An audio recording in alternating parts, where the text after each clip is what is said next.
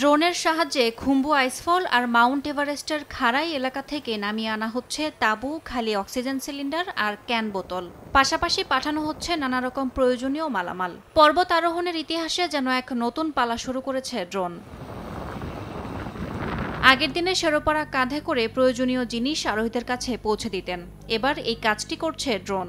Mount এভারেস্টের যে পথ অতিক্রম করতে শেরোপাদের সময় লাগে 7 থেকে 9 ঘন্টা, তা ড্রোন পার করে দিতে পারে মাত্র 3 মিনিটেই। এভারেস্টে যত বেশি আরোহীর আগমন ততই জমছে ময়লা আর কষ্টসাধ্য হচ্ছে খুম্বু অতিক্রম করা। এই ড্রোন শেরোপাদের জীবন সহজ করছে এবং ময়লা নামানোর কাজটি অনেক নিরাপদ করে তুলছে এভারেস্টকে। মাউন্ট এভারেস্টের খুম্বু আইসফল এমন এক জায়গা যেখানে হাঁটার প্রতিটি কদম মৃত্যুর খাত অতিক্রম করার মতো।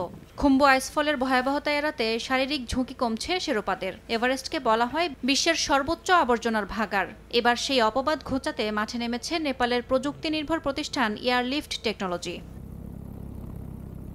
নেপালের ড্রোন কোম্পানি 2025 সালের মার্চ থেকে মে পর্যন্ত এভারেস্ট বেস ক্যাম্প থেকে ক্যাম্প 1 পর্যন্ত ড্রোন দিয়ে পাঠিয়েছে প্রয়োজনীয় সরঞ্জাম, ল্যাডার, দড়ি, অক্সিজেন সিলিন্ডার। ভয়ঙ্কর খুম্বু আইসফল পাড়ি না দিয়েই পৌঁছানো যাচ্ছে এসব জীবন রক্ষাকারী সামগ্রী। ইয়াসমিন অনন্যা, সময় সংবাদ।